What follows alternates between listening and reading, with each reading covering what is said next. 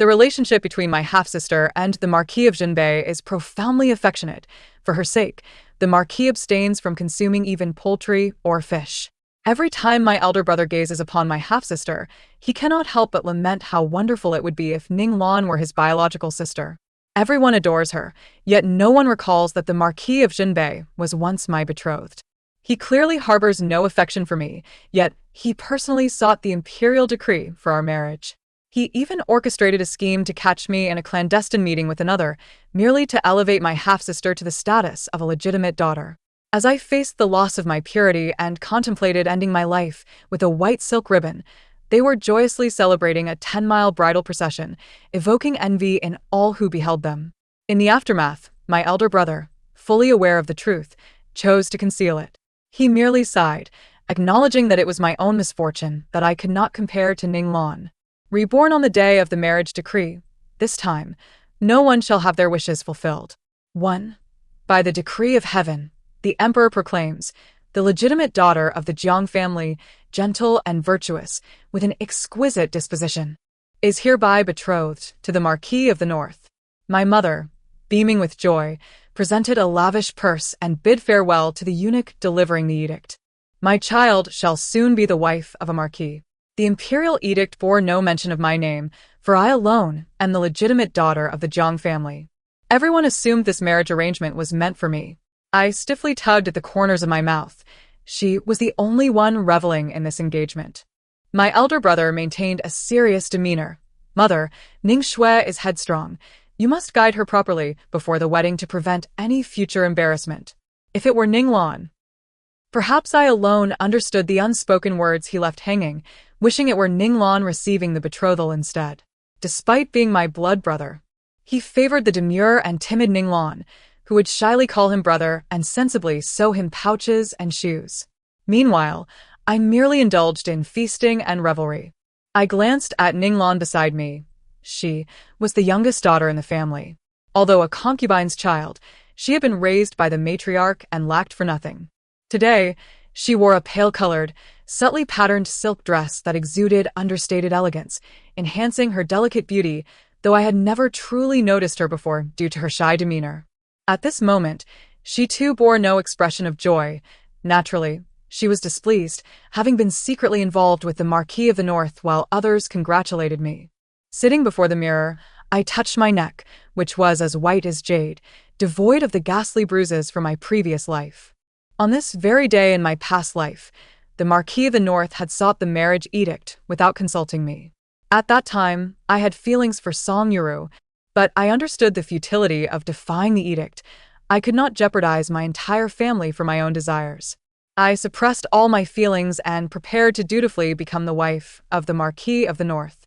Just as I severed ties with Song Yuru, I encountered the Marquis of the North, who was out with my brother. He erupted in anger, declaring that the Jiang family looked down upon him. As a confidant of the emperor and the youngest marquis of the dynasty, the Jiang family could not afford to offend him. My father, furious, nearly struck me. Ultimately, it was the matriarch who devised a solution. My reputation tarnished. The marquis would not wish to marry me, yet I could not resist the imperial command. Let Ninglan be recorded as the legitimate daughter to wed the Marquis of the North. We shall provide a generous dowry to compensate her for the humiliation. It is indeed the matriarch's wisdom. Without her, this family would falter, my father flattered. I harbored no fondness for Ninglan, yet I felt guilty for the troubles I had caused her, forcing her to clean up my mess, and involving Song Yuru as well. My father cursed me to death, and my brother reproached me for my shamelessness. A piece of white silk became my fate. 2. After my death, I did not reincarnate but lingered in the Jiang residence. Ninglan shed a tear for my demise, saying, "Second sister is truly pitiful." The matriarch comforted her, "Lana, your kindness is your downfall. It is also Ning Shui's fault for boasting of her legitimate birth and bullying you. Now she has committed such a disgraceful act. As for the Marquis of the North, to go to such lengths for you, he is a decent man. Ninglan's healy noted. He understands my plight as a concubine's child and has fought for my recognition as a legitimate daughter. But will your mother agree?" The matriarch smiled serenely. With her daughter having done such a thing, how could she oppose? Moreover, During our last ancestral rites, I already altered your status to that of a legitimate daughter. My heart shattered upon hearing this. What a deeply bonded pair of grandmother and granddaughter. They had long been aware of the Marquis's actions. Yet while they spoke of shared fortunes and shared misfortunes, they allowed outsiders to tarnish my reputation when it mattered most. While Song Yuru and I lacked discretion, she and the Marquis shared a profound bond. The Marquis wished to elevate Ninglan to the status of a legitimate daughter, yet unbeknownst to everyone. Ninglan had already assumed that status. Why then must they resort to such deceit against me? My mother would certainly not acquiesce. Upon my death, she and my brother would unearth the truth and would not comply with the Marquis's wishes.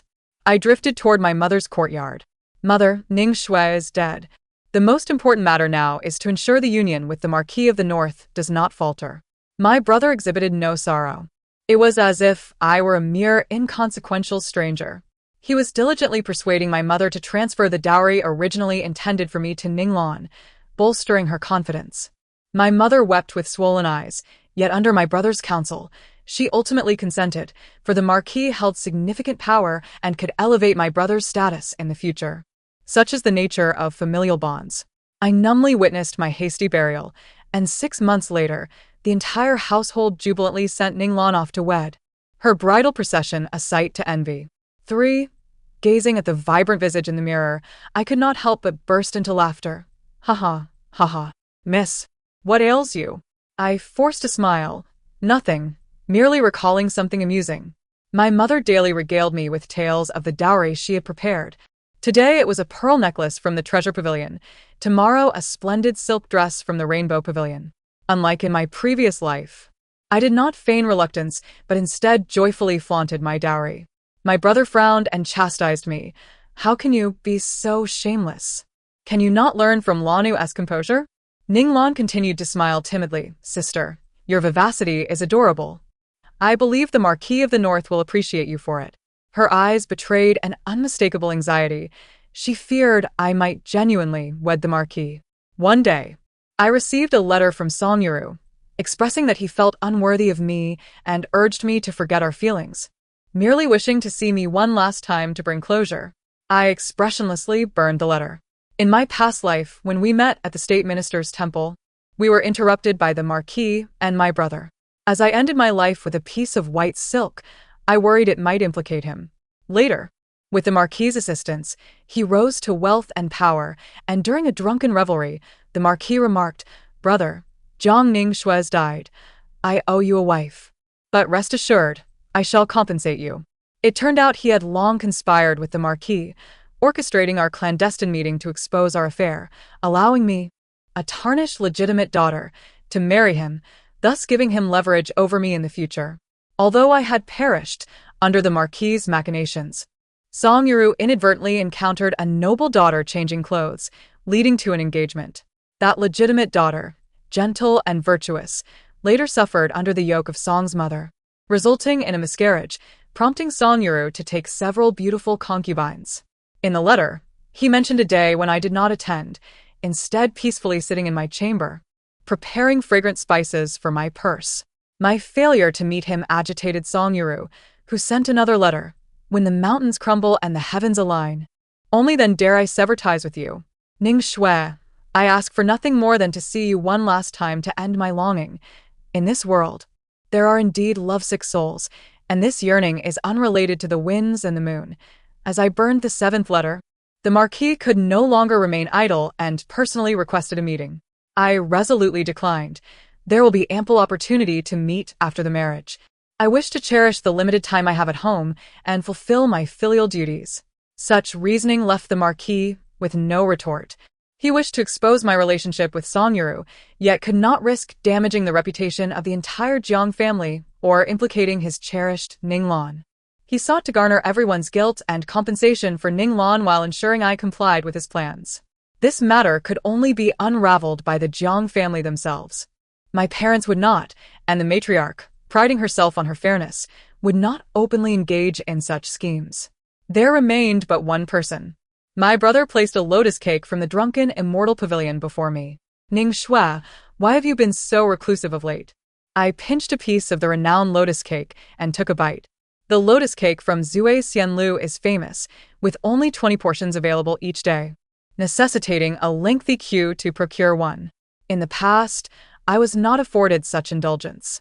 My brother often tells me that I lack composure. Marrying me off could invite ridicule. I find merit in his words. Thus I am seizing this time to diligently learn propriety and cultivate my inner self. In the blink of an eye, you are to be wed. I have recently reflected on my past harshness towards you, Ningshui. Do not fret, for I shall always be your steadfast support. After marriage, one does not enjoy the same freedoms as at home. It is wise to take this opportunity to refresh your spirits. Such heartfelt words were a first for me in both this life and the last. Gazing at his face, filled with concern and reluctance, I was reminded of the day Ninglan wed the Duke of Zhenbei in my previous life. He was inebriated, mumbling, "Laner, Laner." The Duke of Zhenbei truly cares for you. He has endured great trials to secure your status as a legitimate daughter. Ning Shui has passed away, and there will be no one to contest your fortune. You shall find happiness for a lifetime. He was aware of the Duke's scheming against me, yet he still regarded him as a friend. My demise meant little to him. He even took solace in the notion that my death only benefited Ninglan.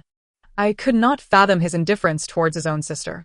It was only when I saw the concealed pain in his eyes as he called for Ninglan that I began to understand how absurd this all was. He continued to implore me with earnest advice. I lowered my gaze, feigning ignorance. Since you say so, brother, I shall indeed take some time to relax. Brother, in my previous life, you all got your wishes. Now it is my turn. Though I have not grown wiser in this rebirth. Unable to carve out a path for myself, I am fortunate to have severed everyone's escape routes.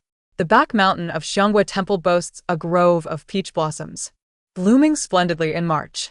Upon my arrival, I saw Song Yuru standing beneath the trees, tall and elegant, exuding grace.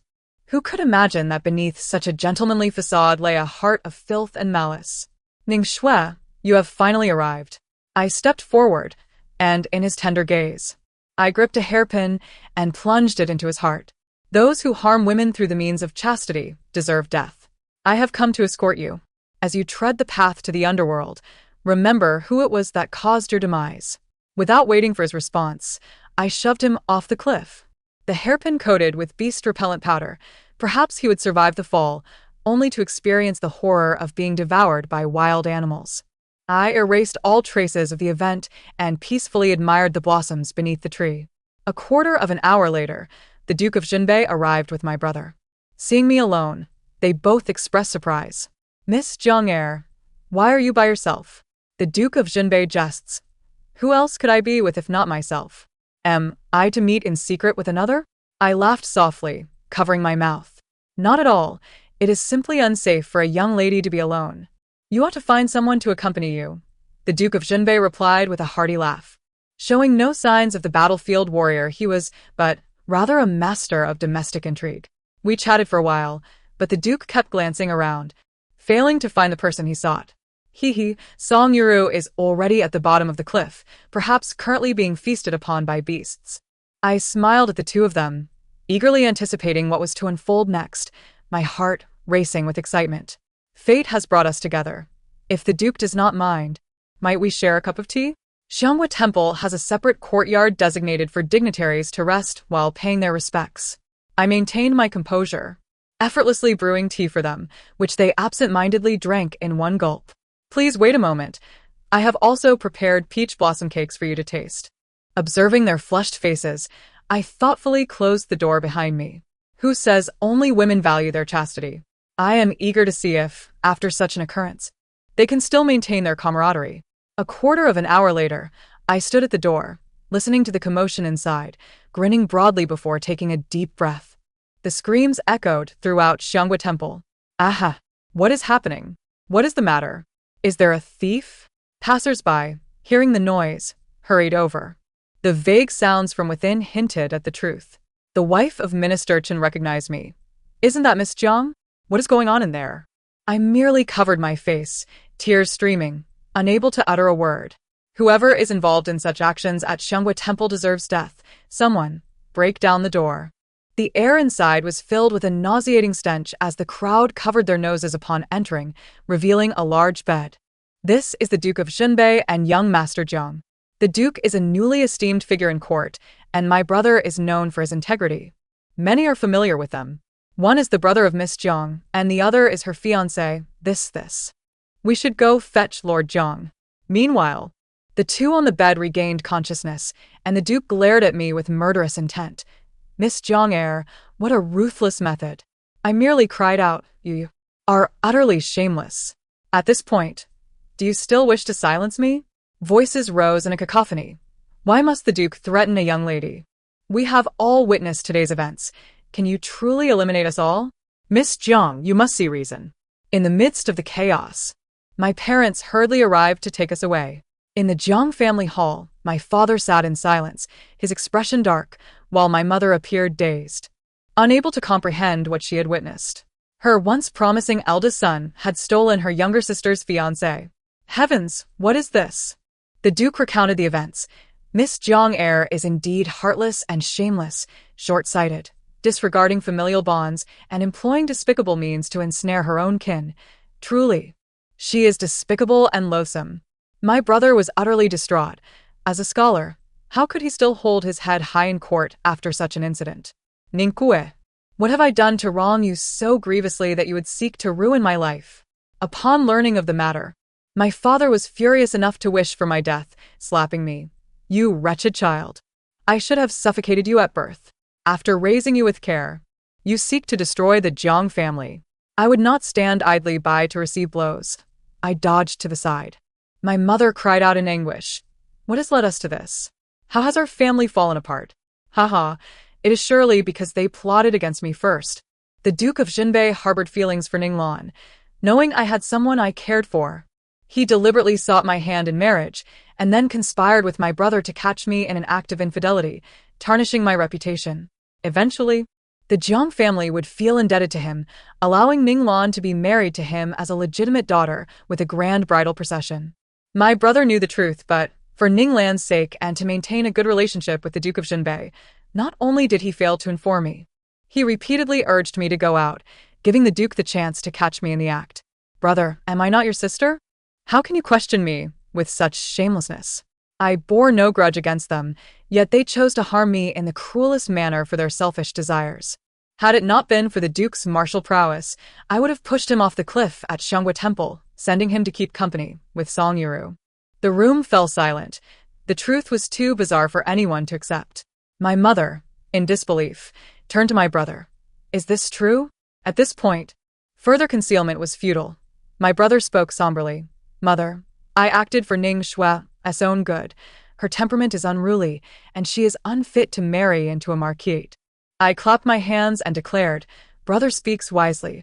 A family must cherish and love one another. Your concern for me is duly noted, and my actions are but a means of repaying your kindness. You have long sought to cultivate a favorable relationship with the Duke of Zhenbei. Yet merely marrying off a sister offers no guarantee of success. Now that you share this bond with him, he will genuinely elevate your standing. My brother's expression turned ashen.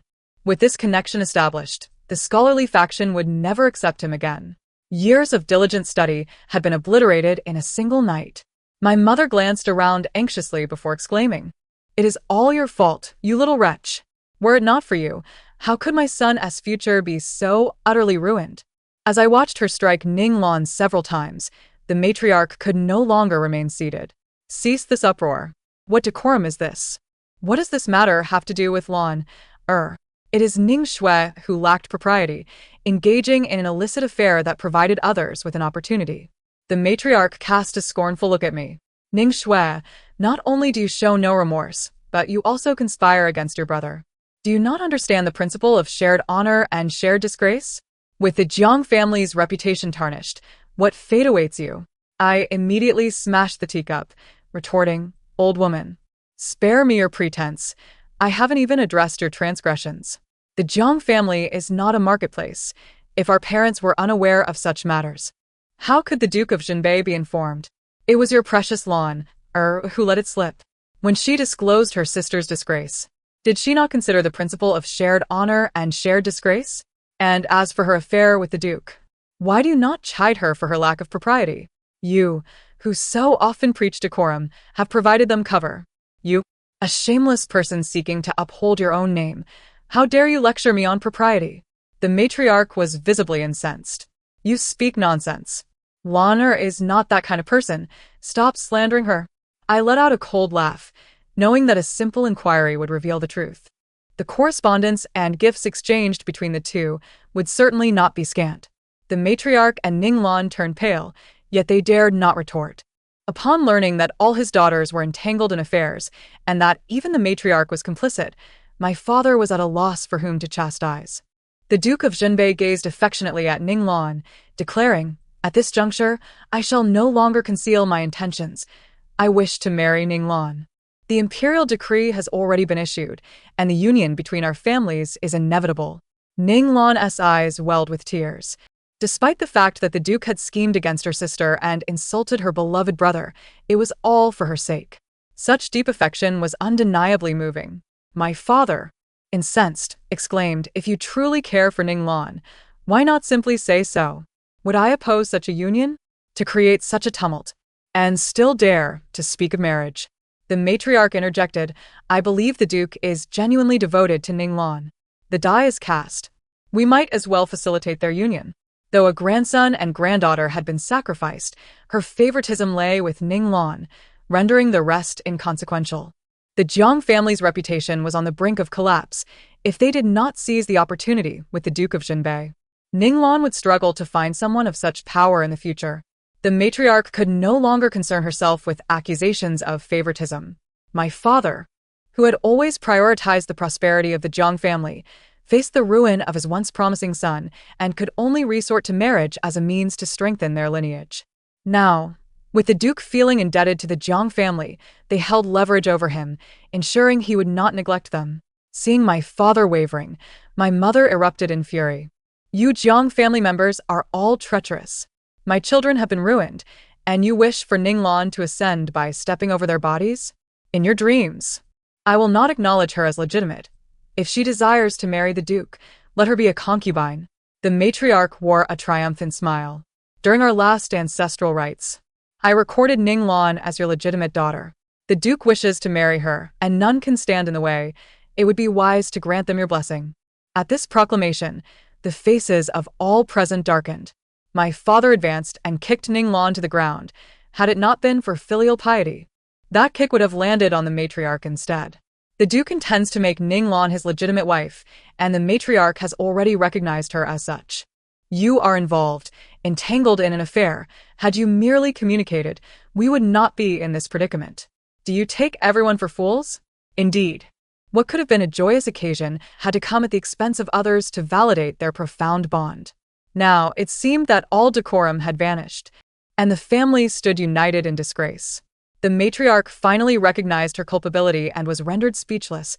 She had always fancied herself the wisest in the family, believing she had everything under control, never foreseeing the chaos I could unleash. My brother glared at everyone, feeling that all his sacrifices for Ninglan had become a farce. Yet, he remained unaware that this was not yet the time for his tears. The following day, the censor formally reported that Jiang Ruaju had displayed a lack of virtue, acting inappropriately and showing contempt for the imperial favor. The misdeeds among men were trivial in nature. Should they become public, they would merely amount to another scandal.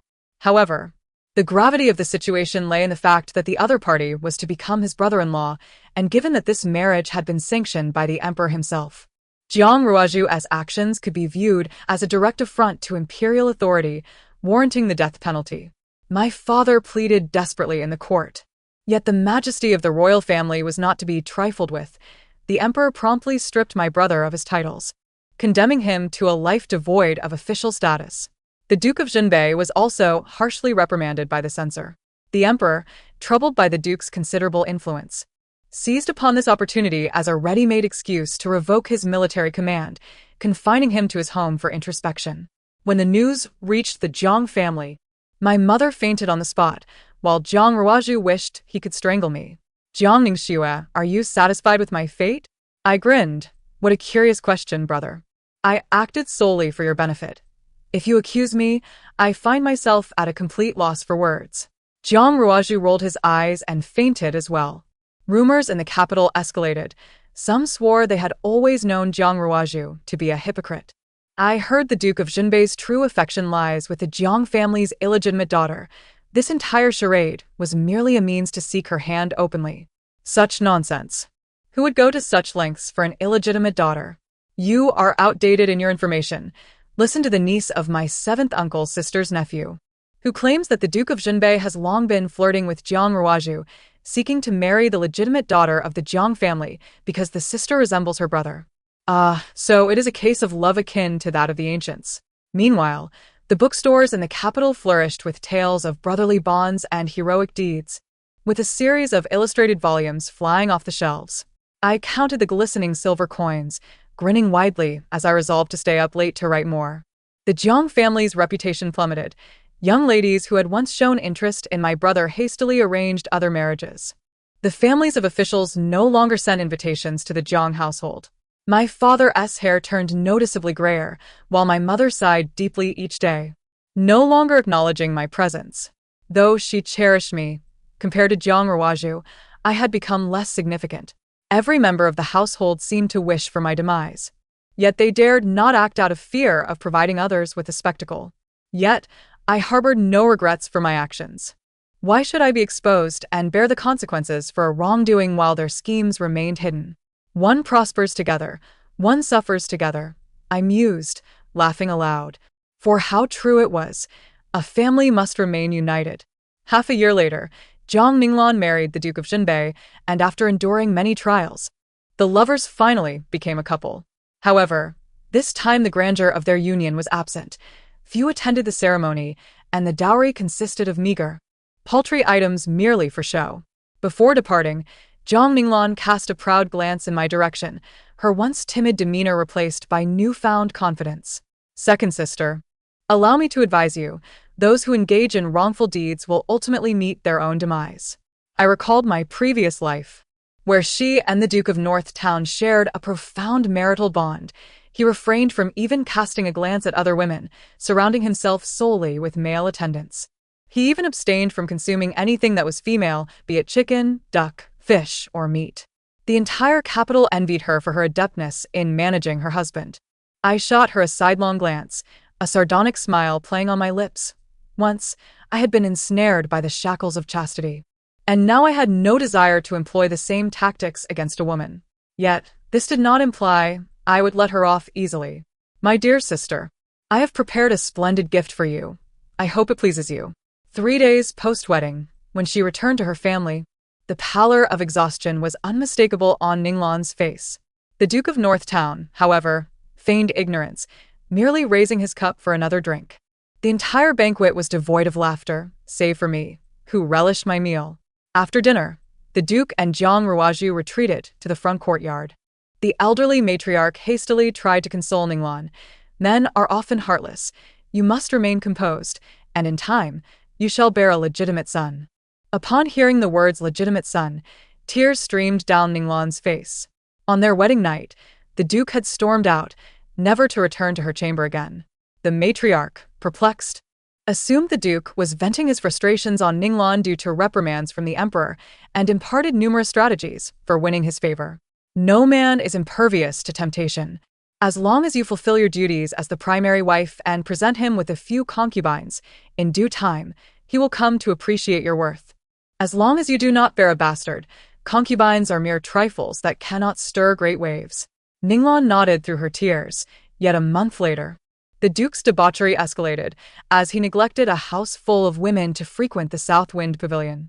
It was then that Ninglan grasped the truth and rushed to the Jiang household, wailing, "Jiang Ningxue, you are the one who has harmed the Duke." Ah, what a rare opportunity. That day, I had not only administered a potion to cloud his senses and incite passion, but also included concoctions to induce impotence and barrenness. It had taken me a considerable time to procure these potions, providing them the chance to catch him in the act. Initially, I had worried about the effectiveness of the drugs, but now I felt assured. Pouting, I retorted, "Sister, such baseless accusations leave me at a loss for words." Ninglan, in a frenzy, lunged at me, her expression frenzied. "Jiang Ningxue, you shall face retribution. I bear you no grudge.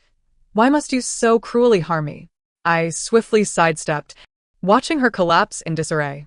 Though she and the Duke would never again share a deep marital bond in this life, he remained as disinterested in women as in my previous life. This realization brought her little loss. Jiang Ningxue, I will not let you escape unscathed. With that, Ninglan exited, leaving her menacing words behind. In a matter of days, rumors began to circulate in the capital, alleging that the legitimate daughter of the Jiang family had engaged in illicit affairs, even leading to the demise of her lover. Coincidentally, the remains of Song Yuyong were discovered, and all fingers pointed at me. Ah, how astute! Yet, alas, there was no evidence. When Song Yuyong encountered me, he did so discreetly.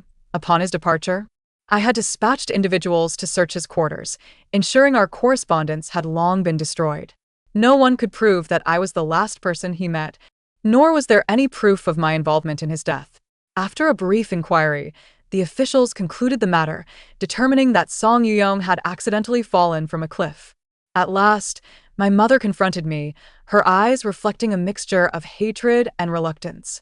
Ningxue, at this juncture, your future is irrevocably altered. Is it truly worth it? I replied with a smile. Mother, would you care to hear a story? Decades of wandering as a lost soul had driven me to madness. At this point, things could hardly worsen. Jiang Ruaju, having emerged from his melancholic stupor, sought to marry a woman of humble lineage, father a son, and nurture the next generation, only to find himself rendered impotent. Consequently, the Jiang family could no longer accommodate me. On the day I departed from the Jiang household, only my mother came to see me off. I embraced her one last time and left without looking back. She would grieve and, over time, forget me, just as she had in my previous life. Where shall we go, miss?